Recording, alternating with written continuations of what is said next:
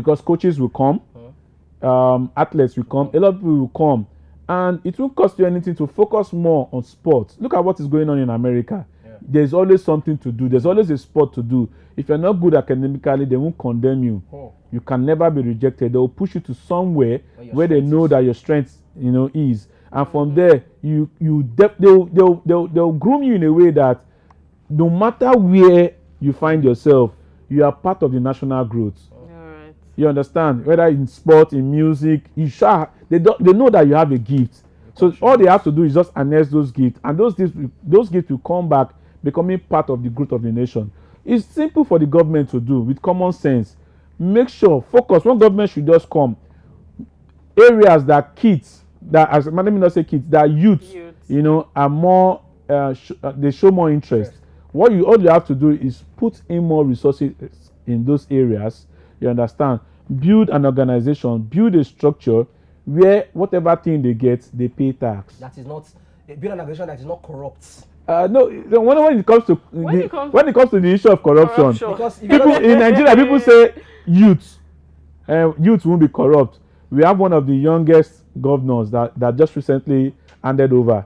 He's one of the most corrupt leaders. They say women cannot be corrupt. We know what's going on now. You understand? So it's an individual thing. You put them in power, they show themselves.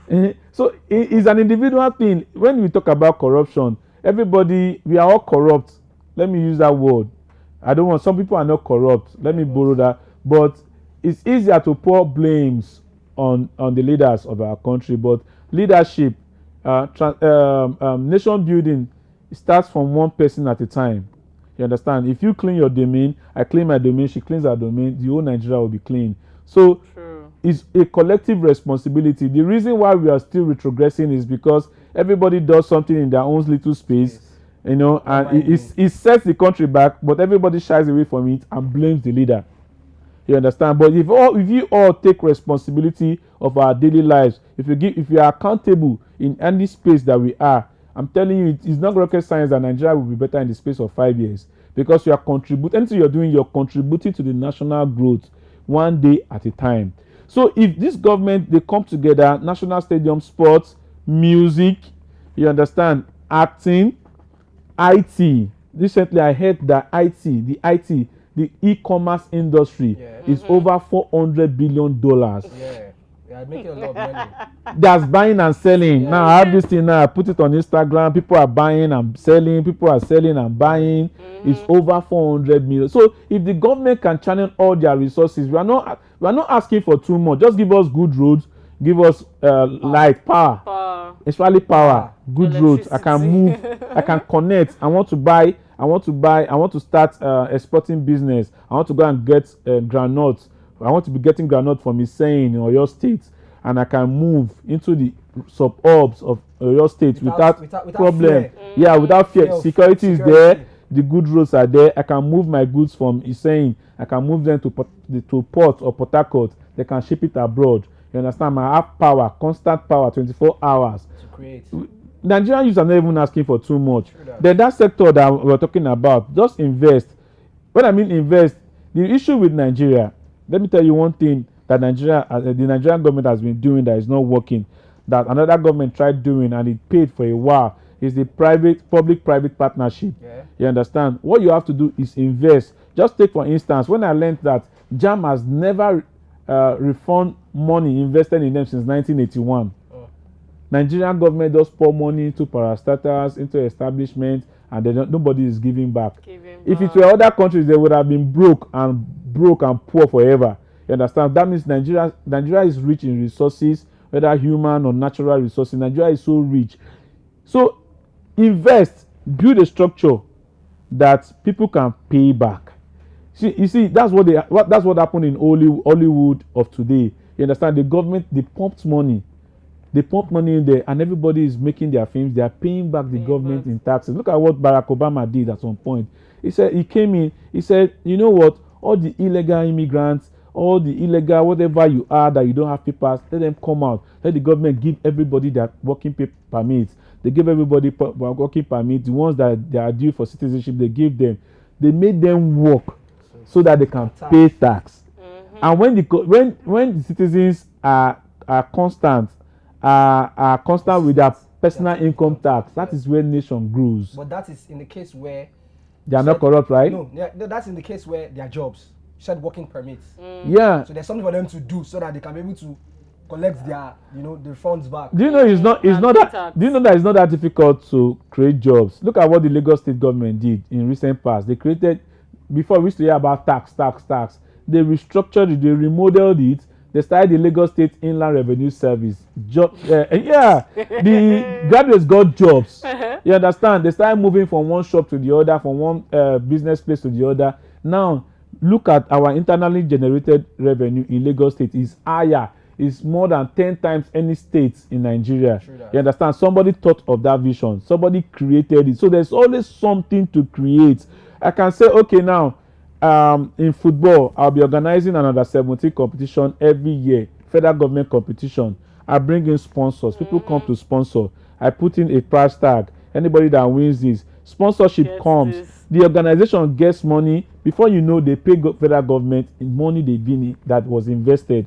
So it's not rocket science. It's give and take.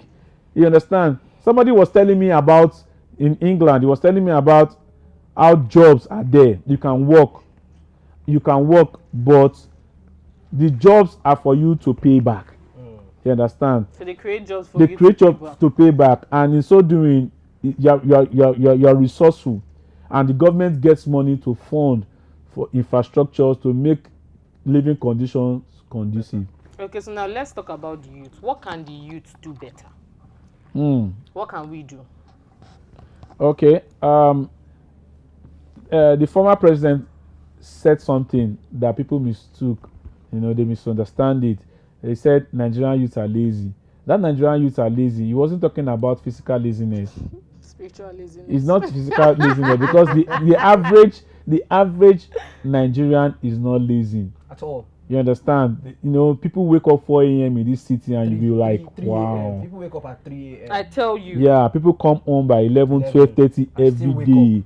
So we don't want to still wake up. You're right. So you want to tell me that such person is lazy? That person is not lazy.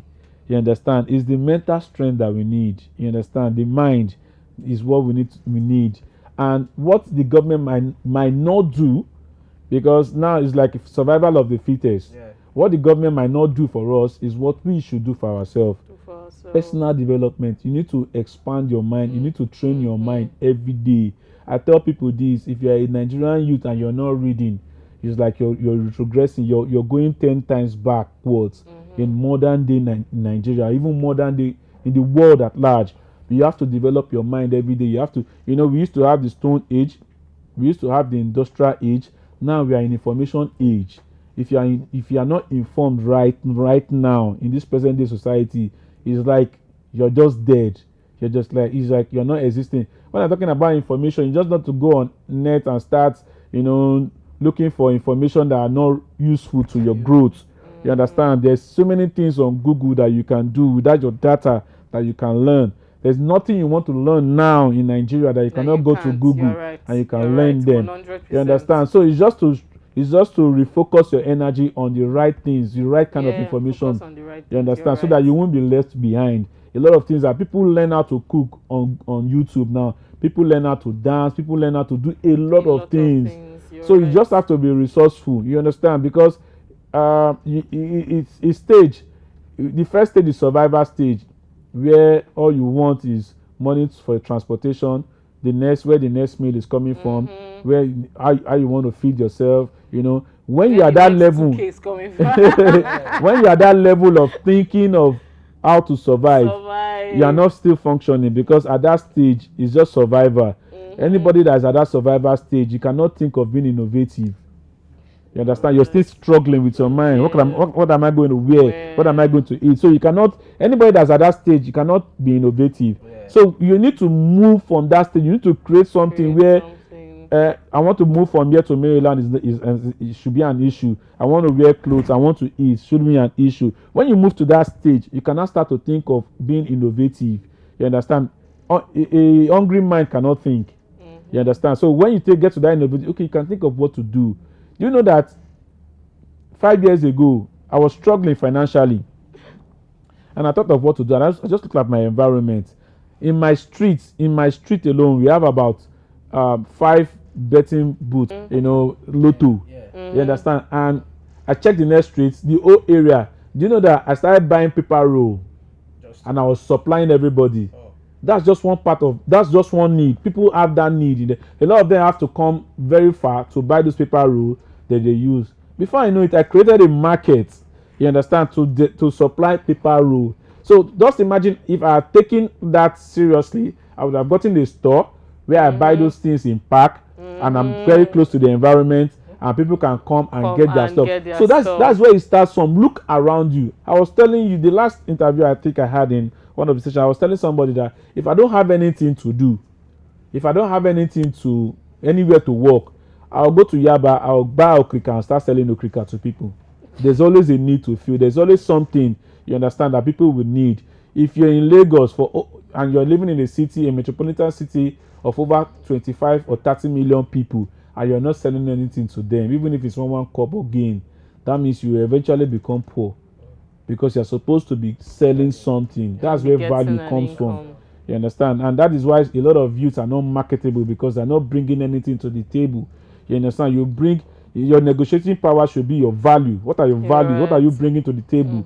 If I'm your friend, what's the value you're adding to me? You understand? And that's why a lot of people feel they are neglected. You can't be neglected when you carry so much inside of you. You can't be neglected when people see you and see value. Nobody can run away from value. You understand? So you should start looking at, okay, what value am I being valuable? What am I bringing on the table? Yeah. What am I adding to my current situation? What am I adding to my environment? So if you don't start to think in that direction, it's like you're still struggling. You're still waiting to react. There's a place of reaction. Okay, yes. the rice is now expensive. The government, But some people, if they say rice is 1,000 naira today per cup, they will still buy. Yes. Because they've grown their level of reasoning. That's not change. Rice is expensive. That doesn't change the fact. When it comes to we youths, do you understand? Financial management is like one of our problems. It's not a problem for me though. Do you understand? He's trying to take himself out too. No, it's not a problem. It's not a problem for me. It's not a problem. Okay. It's not a problem for me. You don't spend your income. I spend very appropriately. Appropriately. Yeah. Okay, that's the word. Appropriately. I think the word is the pressure from youths. I think peer pressure is.